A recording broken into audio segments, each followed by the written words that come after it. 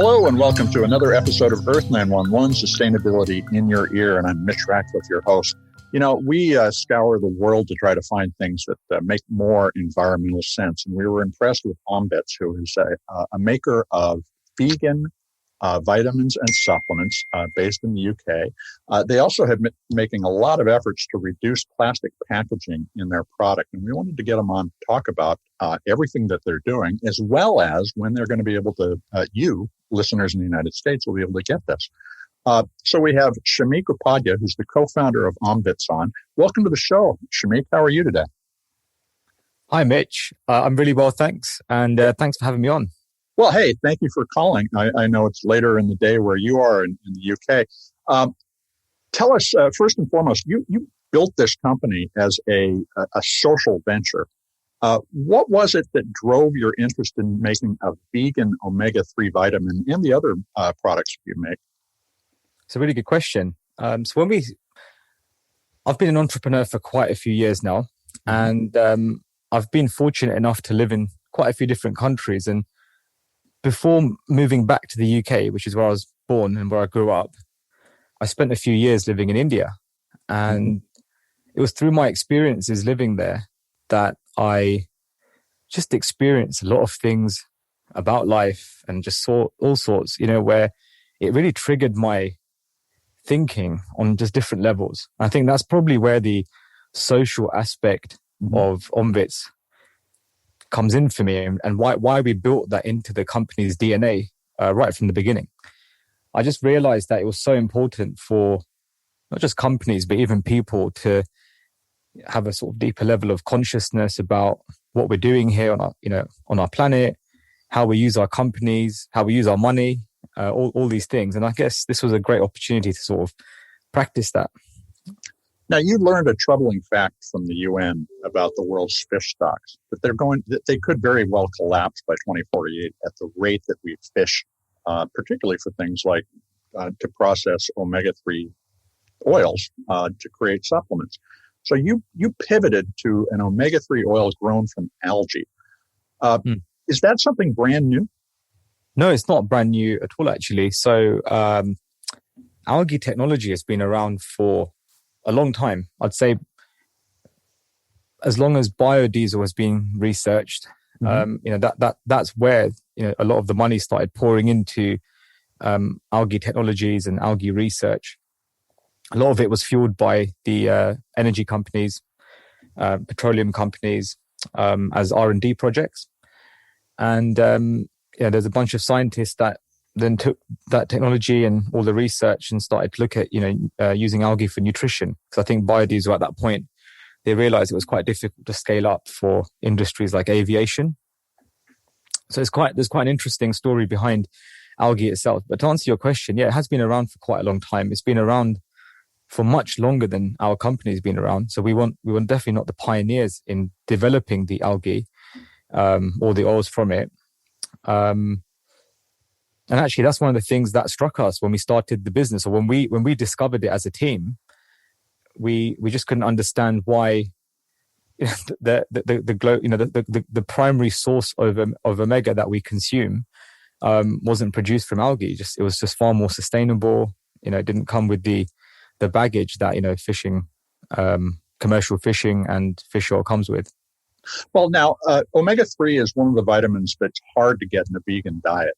And it's really surprising to me that the big supplement companies haven't started to use a vegan algae-based form of the oil. Let's talk about how you make it. Now, when you talk about algae, a lot of people think of, going out and scraping stuff out of the ocean, but you're doing this essentially in vats. So is this completely free of any of the contaminants that people would normally associate with algae in the ocean? Absolutely, yeah. This is microalgae, so you need a microscope to see it. It's cultivated in controlled environments, very, very clean environments, and there's no. It doesn't actually, in a way, even though it's a marine, its original source is marine. It doesn't. We don't use any of the ocean water. Nothing's produced in the ocean. Nothing's taken from the ocean. It's produced in laboratories and then grown in vats, like you said.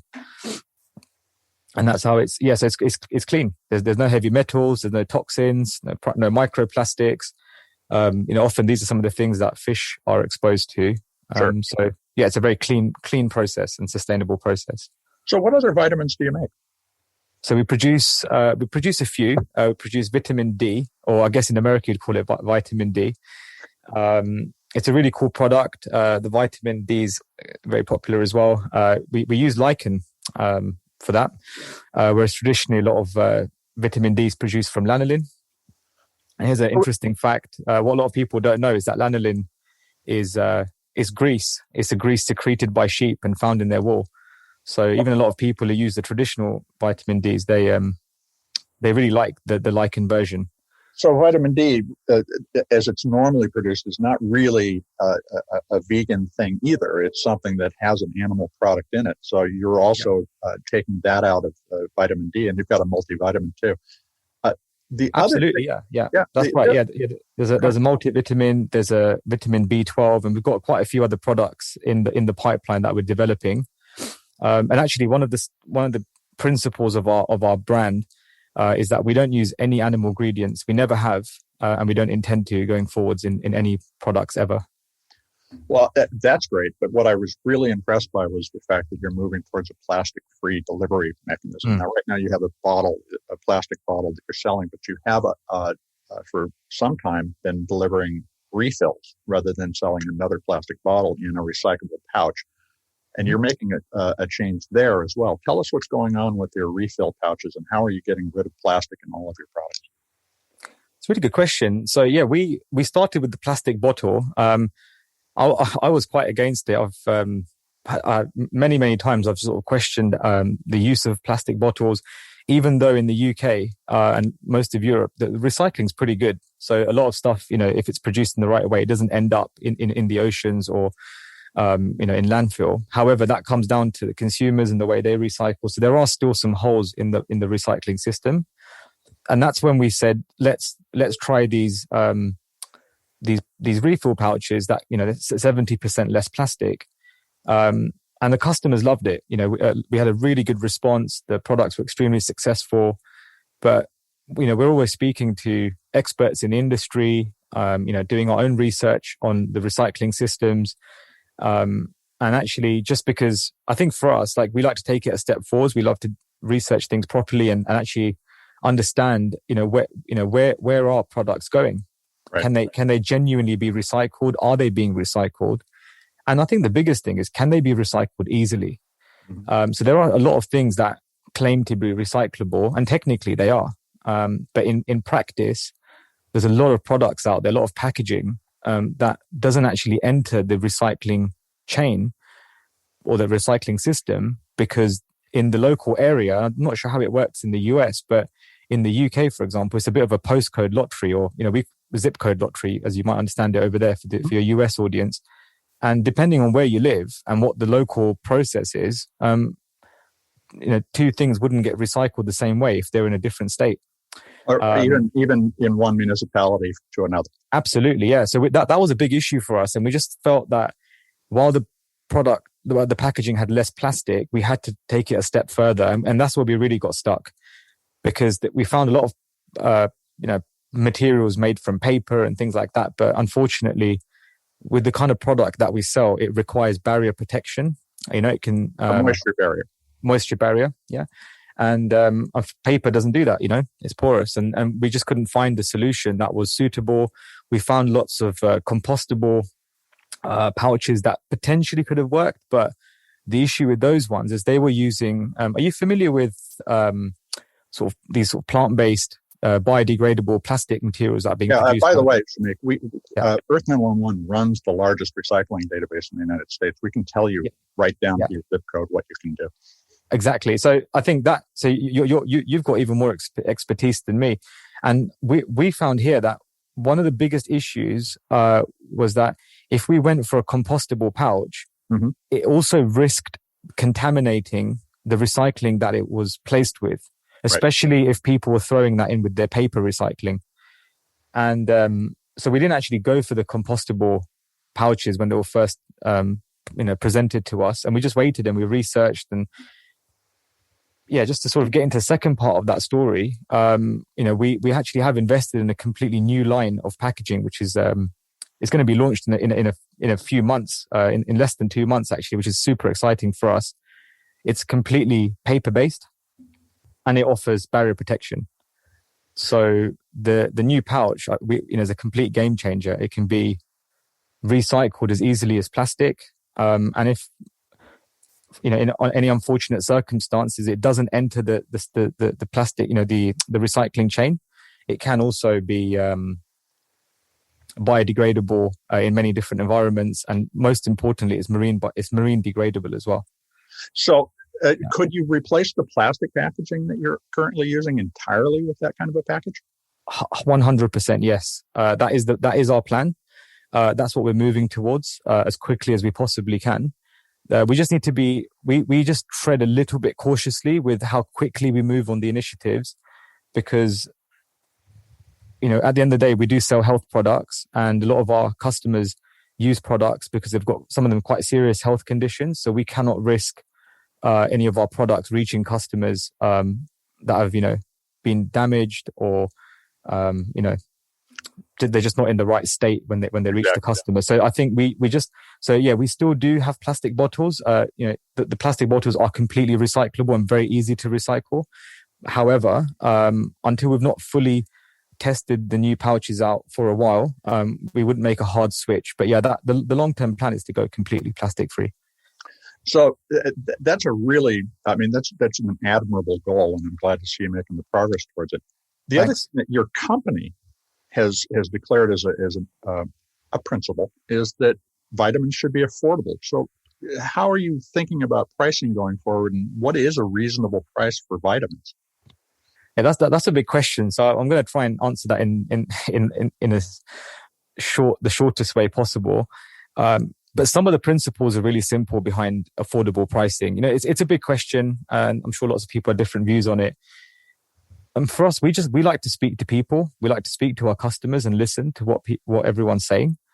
And we're also in our team, we've got parents and we've got people who are sort of making their families work and things like that. And you can generally get a good feel for what's affordable and not. And I think it's relevant to where you are and where you live in the world, right? What's affordable to us in the UK, it may not be the same story in other parts of the world. So when we make that statement, it's generally we mean that for people who live in sort of developed countries, where the price points are relatively similar. So like I said, most people can afford a cup of coffee. So the way we look at things is that anything we sell, if a whole family were to buy supplements and provide them to all the members of a family, say a unit of 4, it shouldn't cost more than a cup of coffee. We feel that's reasonable, that's fair. And actually most of our products are less than that as well. So that's what we do. Now, keeping that price down as you continue to innovate and reduce the pollution associated with packaging generally. Mm-hmm. There's also, potentially a premium there. Is that where you see, balancing both your costs and the cost of the consumer in the future? A cup of coffee is a very relative term. Yeah, that too. Yeah. If you go to Starbucks or to Pete's here in the States, a cup of coffee can be $4 or $5. If you go get a cup of coffee at a cafe, it might be $1 or a pound in the UK. Mm-hmm. Well, your market is still higher income countries, obviously. Mm-hmm. Do you plan on distributing into low income countries, or is this something that you're thinking about primarily in the context of the US, the UK, and the EU? Yeah, our primary market, naturally the first one is the UK, because that's where we're based. We love Europe. I still feel European. So yeah, the European country is absolutely one of our primary markets. And like you mentioned, North America. We would love to be able to sell our products around the world in every single country, but I feel like that can take a while to achieve. And you mentioned some really good points. A price point that works for a customer in the UK, or let's say, for example, in New York or somewhere like that. It's not necessarily going to be the case for someone who works in a similar job or a similar role. Let's just say, for example, living in South America or some countries in Africa, or even it just varies. So that's something we need to figure out as the company matures, as we learn more about how to scale into different countries. I think we'll figure those problems out. Well, and you've been wrestling those with a project you have with a charity called Vitamin Angels. They provide vitamins to kids. How many kids have you helped support since you started? Yeah, so we launched in the company officially launched in May 2017. So it's coming up to 4 years, and in that time we've provided vitamins to over 25,000 children. And what does that mean? Does that mean they get a week's supply, a year's supply? What's involved? It's for a whole year. It's for a whole year. And primarily it's vitamin A. Mm-hmm. So with Vitamin Angels, I mean, they're the experts they work on a grassroots level all around the world with underprivileged communities and children. And they identified that vitamin A was one of the leading causes of a lot of nutritional imbalances and problems in these countries. So they decided to have a vitamin A focus. They actually have some other projects that are running that contain other vitamins for other different user groups. But for us, there was just something about supporting young children with their nutrition that just touched our hearts, and we felt that it was the thing that we wanted to get behind and support. Now, the structure of your company, in the States, we use a B corporation. It's probably the most advanced social structure we have, where it's a benefit corporation. It's a company that has both a profit motive and a social benefit. Mm-hmm. So how did you structure the company and think about putting Omvits together in such a way that it will remain focused on delivering a socially just product and experience? Yeah, so I'm glad you mentioned B Corp because that's definitely on our radar. It's something that we are going to kickstart that process at some point this year. You're probably quite aware of the process that goes into getting certified. So that's definitely on our plans, and we're really looking forward to being a B Corp certified business. And I think that's going to be one of the easiest ways for us to maintain our integrity when it comes to our sort of social values and goals, so that the company doesn't become something that it wasn't designed to be. Do you find that the B Corp? So for our listeners, B Corporation has a certification process that goes through a whole list of impacts that the company has, and transparency and the governance of the company and so forth. You just said we're going to tackle that over the course of the next couple of years. It's a long process. Is it a burdensome process, or something that you think is really going to transform the way your business both sees the world and is seen by the world? Yeah, so some really good questions here. So I know some friends whose companies have been certified by the B Corporation, mm-hmm. and they carry that trademark with pride. The process can be quite cumbersome. It depends on the size of your business and how your business started. So with us at Omvits, we started the business with a lot of the principles of sustainability in mind. So I think going forwards and doing that, going through the whole certification process shouldn't be too difficult for us, because we already practice a lot of the values that the B Corporation expects from its network, of companies. I think if you're a really established sort of blue chip company, global presence, really complex supply chains, I think that process would be much more complicated. It would take longer to, achieve, but rightfully so, because, if we want to move towards sustainability, and especially if companies and brands, want to claim to be sustainable, then I think it's only fair that, there's someone regulates that and maintains the integrity of that communication, because it's quite easy, to say we're sustainable. Well, as you say, making a claim requires you to be able to back it up. And the Absolutely. transparency involved in B Corporation structures is one of the ways that we'll be able to provide that insight for a customer trying to make a decision. And, you know, it's why we're talking to you, right? Our listeners want to hear about what they are buying and how it actually impacts the environment rather than simply take somebody's word for it and blithely go on damaging the environment as a result. Now, you also do other charitable activities. What are you looking at building in as you continue to grow Omvits? Yeah, there's so much. I mean, one of the areas we really want to focus on is ocean conservation. We haven't dedicated enough resources to that just yet.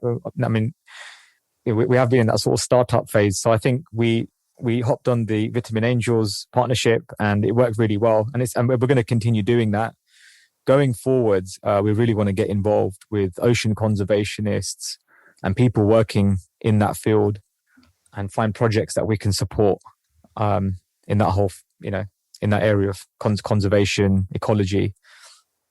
So how can folks keep up on your progress in getting to the United States, and when do you expect to be here? Yeah, so the easiest way to stay in touch with us and our brand is the easiest way is to follow our weekly newsletter. And you can just easily go to our website, www.omvits.com, and you'll find the email subscription options quite easy to find on the site. We have social media. We're active on Instagram and Facebook. And if you want to reach out to me on LinkedIn and connect with me there, more than happy to connect as well. In terms of launching in the US, at the moment, we're aiming for early 2022. But with the COVID situation, I do say that with a pinch of salt, because this pandemic has actually affected some of our international expansion plans. Sure. So yeah, I mean, we'd like to be there by as early as next year. I think it's possible, but yeah, as long as everything goes to plan and we don't get too many more lockdowns and spikes in the virus, it should be achievable. Well, fingers crossed on that. Yeah. We're making progress, but disease has an unfortunate habit of taking turns we don't anticipate. That's right. Can you buy British vitamins and have them shipped to the United States now? It is possible to do that, and it's something we considered. There's just a few challenges with that.